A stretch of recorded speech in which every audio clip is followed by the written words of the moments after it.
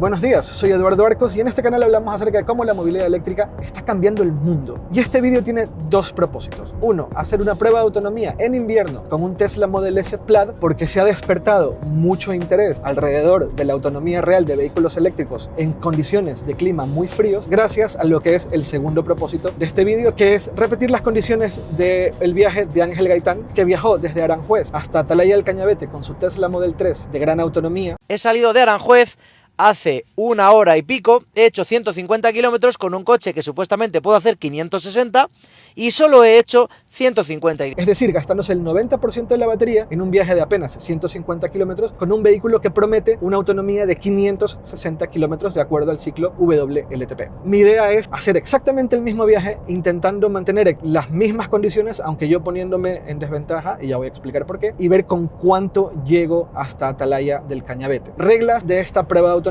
Yo tengo un coche que tiene una batería un poco más grande que la batería del Tesla Model 3 de gran autonomía de 2019 de Ángel. Por lo tanto, yo me voy a poner en desventaja. La primera desventaja es que voy a recorrer más distancia. Él salió desde Aranjuez, yo voy a salir desde el centro de Madrid. De hecho, salí desde el centro de Madrid, me he comido todo el atasco del centro de Madrid, pero bueno, me he puesto en desventaja en ese sentido. Segunda forma en la cual me pongo en desventaja, él salió con el 95% de batería, yo saldré con el 90% de batería. Otra regla de este viaje es que yo voy a mantener la velocidad máxima permitida en la vía en la cual esté circulando. No voy a ir a 110 km por hora, que lo hacen muchas personas en pruebas de autonomía de coches eléctricos. Me parece que no es real porque la gente no viaja a 110 km por hora, la gente suele viajar a la velocidad reglamentaria e incluso un poquito más. No voy a viajar a 130, ni a 140, ni a 150 porque eso no es legal. Voy a mantener la velocidad máxima de la autovía, en este caso 120 km por hora. No he puesto la climatización a menos de lo que normalmente debería de ponerla, lo he mantenido a lo que normalmente yo suelo utilizarlo. He puesto que la calefacción de los asientos sea automática, es decir, no estoy con los asientos súper calientes para poder bajarle la temperatura a la climatización del vehículo. No hice precalentamiento del coche, el coche estaba completamente frío cuando salí, es decir, lo más real posible. Hay personas que cuando viajan activan el preacondicionamiento del vehículo, yo no lo he hecho. Y además he marcado que viajo a los Superchargers de Atalaya del Cañavete, es decir, va a hacer preacondicionamiento de la batería cuando esté cerca. Y el preacondicionamiento de la batería hace que gaste más batería. Lo que hace es aumentar la temperatura de la batería para que al momento de cargar, cargues más rápido. Eso me va a perjudicar. No sé si Ángel activó o no activó el precalentamiento de la batería cuando estaba viajando. Yo creo que sí, porque viajaba a otro lado. Así que para mantener lo más real posible, cuando active el precalentamiento de la batería, yo voy a mantenerlo. Y así es como haremos este viaje y esta prueba de autonomía. Otra desventaja que tengo yo con respecto al Tesla Model 3 de Ángel es que él tiene llantas de 19 pulgadas. Yo tengo llantas de 21 pulgadas que sin duda consumen más. Este es un vehículo más grande que pesa más, 2,3 toneladas. El Tesla Model 3 de gran autonomía pesa 2 toneladas, pero yo tengo tres ventajas con respecto a Ángel. La primera, esta batería es más grande, esta batería es de 100 kWh brutos, la batería del Tesla Model 3 de Ángel es de 75 o 78 kWh brutos. Segunda ventaja, yo tengo bomba de calor, el Tesla Model 3 de gran autonomía de 2019 no tiene bomba de calor, aunque en mi opinión con estos climas no es tan importante, pero bueno, eso es discusión para otro vídeo. Y la tercera ventaja pequeña que tengo yo es que este coche tiene un mejor coeficiente aerodinámico que el Model 3. Este es uno de los coches con mayor coeficiente aerodinámico. Esas son las ventajas que tengo, pero me he puesto muy en desventaja con relación al viaje de Ángel para intentar mantener las condiciones. He salido a las 8:30 de la mañana porque a esa hora hacía entre 0 y 1 grado Celsius, que era como la hora más fría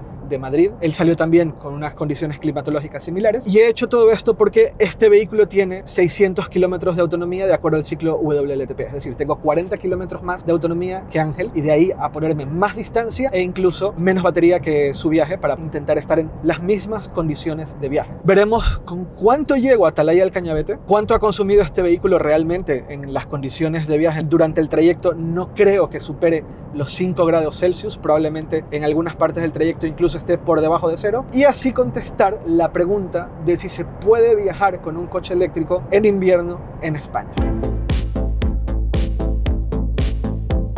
Bien, estamos a 48 minutos de llegar a Atalaya del Cañavete. Hemos hecho 80 kilómetros y me parece un buen momento para hablar acerca del ciclo WLTP, que es bastante controversial. Un montón de gente pregunta acerca del tema porque sienten que es absolutamente irreal y que los fabricantes de coches eléctricos se aprovechan de ello. Lo primero, los fabricantes de coches eléctricos están obligados en Europa a mostrar la autonomía y los consumos de acuerdo al ciclo WLTP. Y no solamente los fabricantes de coches eléctricos, sino cualquier fabricante de cualquier coche tiene que mostrarlo. Y sí, puede ser irreal y puede entender que se interprete como un ciclo irreal, pero no debería de ser tomado como una medida exacta. Lo que debe de hacerse es ser tomado como una medida de comparación. Voy a poner un ejemplo. A mí me viene muy bien el saber la autonomía del ciclo WLTP de un Tesla Model 3 de gran autonomía con llantas de 19 pulgadas de 2019 para compararlo con la autonomía de este vehículo. Según el ciclo WLTP, ese Tesla Model 3 tiene 560 kilómetros, este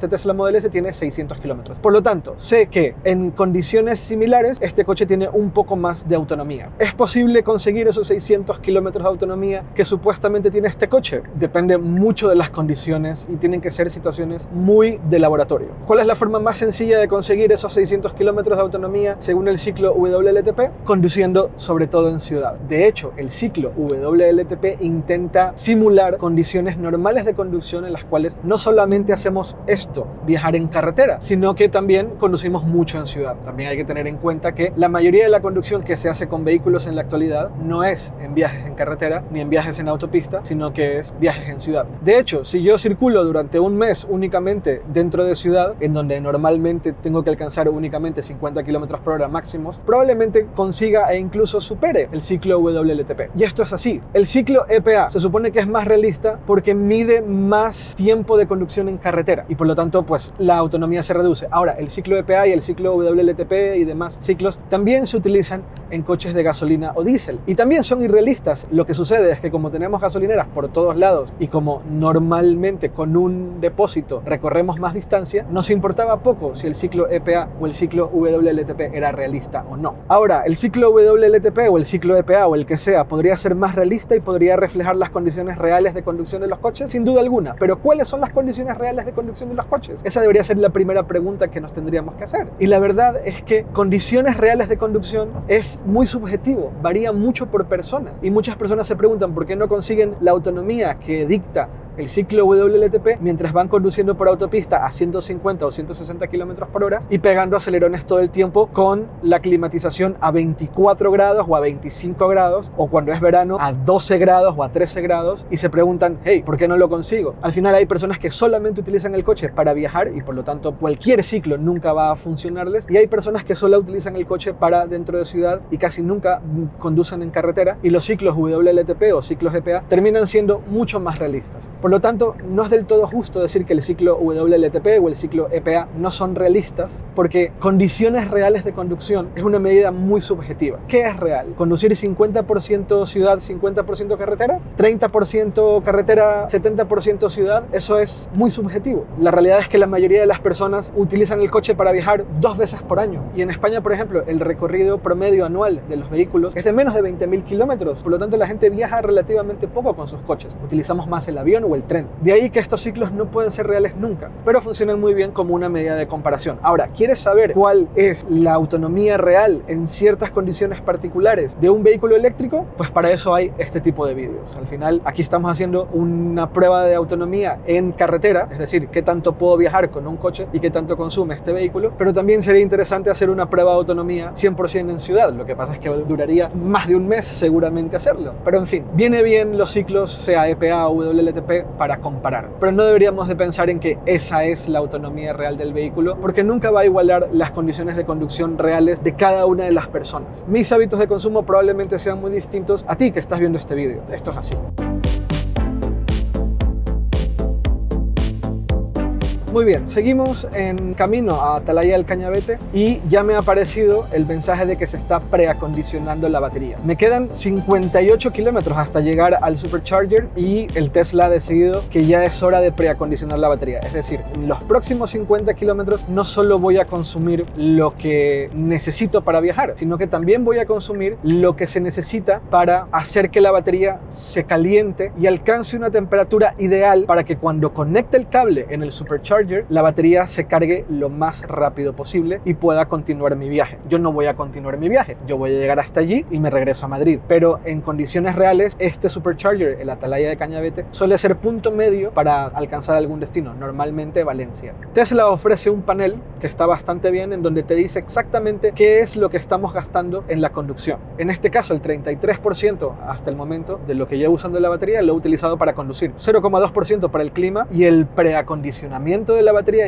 ya está usando el 1,5% de la energía que he utilizado a lo largo de este viaje. Preacondicionamiento de batería consume bastante batería, de hecho ya estamos en 1,5, que es casi 1% más de lo que proyectaba en este viaje el Tesla. Yo pude haber desactivado el preacondicionamiento de la batería diciéndole que voy a Atalaya del Cañavete pero no voy a cargar, y llegaría probablemente con más porcentaje de batería, pero insisto, vamos a hacerlo en las condiciones más realistas posibles. La elevación en la carretera ha significado 1,3% la energía utilizada a lo largo de este viaje, y todo lo demás 0,3%. De momento, acondicionamiento de batería que ya está en 1,6, es decir, ya ha subido 0,2% mientras he hablado, y la conducción en sí misma es lo que más energía se ha utilizado a lo largo de este viaje. Dicho todo esto, probablemente termine utilizando menos energía de lo que el coche proyectaba cuando inicié el viaje. No mucho menos, pero sí menos.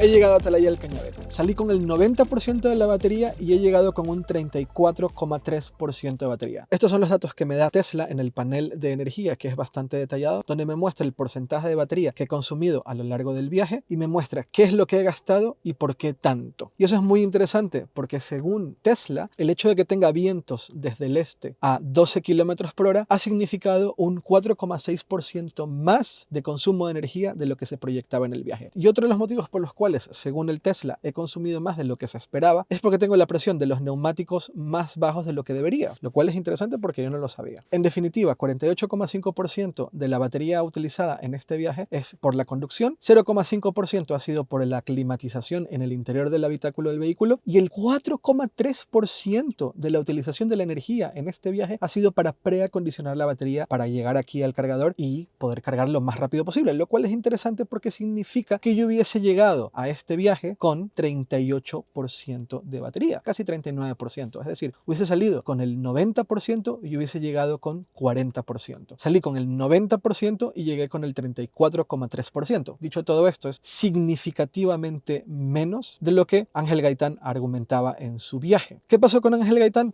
Aquí hay varias teorías. Una de ellas es que iba muchísimo más rápido de lo que debería. Otra de ellas es que en realidad no salió con el 95% de batería. Otra de las teorías es que probablemente iba con la calefacción mucho más alta y tal vez no hizo el viaje directo. No hay una respuesta clara. Él argumenta que, que al final salió con el 95, llegó con el 5, se comió el 90% de la batería. En el caso de este viaje yo me he comido el 56% de la batería. Así que espero que esto un poco responda a las dudas y los miedos que hay detrás de viajar con un coche eléctrico. Y ahora hay que responder la segunda pregunta de este vídeo, y es: ¿cuál es el consumo real del Tesla Model S Plaid con llantas de 21 pulgadas en invierno? Y para poder responderlo me tengo que regresar a Madrid y vemos los consumos totales del vehículo en el viaje ida y vuelta.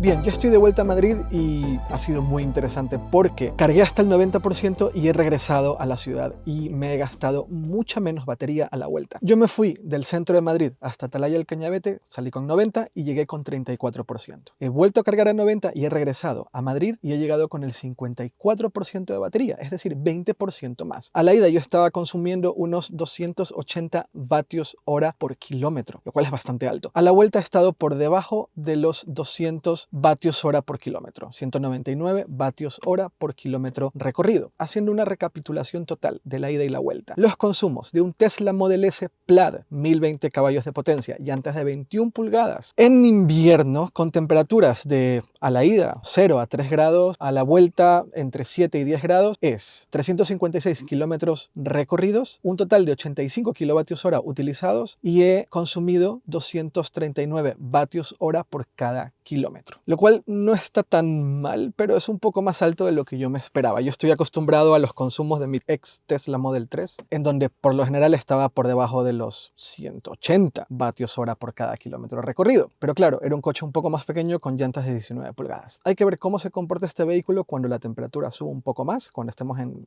15, 20 grados. Pero en teoría este coche, bueno, no el modelo Plaid, sino el modelo Gran Autonomía con llantas de 19 pulgadas, tiene el récord de mayor autonomía en condiciones muy adversas, con mucho frío. Creo que las llantas de 21 pulgadas hacen bastante. Ahora, hay un par de cosas más en relación a la ida y la vuelta. ¿Por qué consumí 20% menos a la vuelta que a la ida? De acuerdo al coche, parte de la razón tiene que ver con el viento. Mientras que a la ida tenía el viento de frente desde el oeste, a la vuelta tengo viento desde atrás, es decir, el viento que me ayudaba un poco, me empujaba un poco desde el sureste, que según las estimaciones del coche me ahorró un poco de energía a la vuelta. Es decir, no es lo mismo viajar con 0 a 3 grados Celsius que viajar con 7 a 10 grados Celsius. Creo que ahí también hay un efecto positivo en la autonomía. Pero de lejos, muy de lejos, no es consumir el 90% de la batería en un viaje de 150 kilómetros. Pensemos que he consumido menos del 40% de la batería en el mismo viaje al hacer la vuelta. Y consumí 50 y pico % a la ida. Sigue siendo un poco alto en mi opinión, pero de lejos no es lo que experimentó Ángel Gaitán. No estoy diciendo que lo que experimentó Ángel sea mentira, pero sí es curioso y habrá que ver los motivos. Tal vez sea interesante acceder a los logs de su coche y poder tener un poco más claro qué es lo que ha sucedido. Pero quisiera que este vídeo retire algunos miedos de viajar con un coche eléctrico y entender que se puede viajar sin ningún problema, sea invierno, sea verano. Que los consumos aumentan o bajan un poco, sí. Que la temperatura afecta más a los coches eléctricos que a los coches de combustión, en realidad no, pero en términos prácticos sí. Esto da para una explicación muy larga en otro vídeo. Al final se nota más de cara al propietario y al que está conduciendo que hay un efecto mayor en la autonomía por temas de temperatura. De hecho, yo me fui desde Madrid hasta Bélgica en un coche eléctrico sin absolutamente ningún problema. Y la infraestructura está ahí, no te vas a quedar en la mitad de la carretera sin poder viajar. Pero bueno, habrá que ver qué sucedió en el caso de Ángel Gaitán. 38% consumido en esta vuelta de esos 150 y pico kilómetros, poco más de 50% consumido a la ida con menos temperaturas, 239 vatios hora por kilómetro en ese total de 356 kilómetros con un total de 85 kilovatios hora consumidos. Esos son los datos, esa es mi realidad y espero que les ayude un poco a entender cómo está el tema de los coches eléctricos. Sobre todo, mi objetivo es un poco retirar el miedo a pensar en comprar un coche eléctrico y viajar con. No mucho más, muchas gracias por ver este vídeo y nos vemos muy pronto. Chao, chao.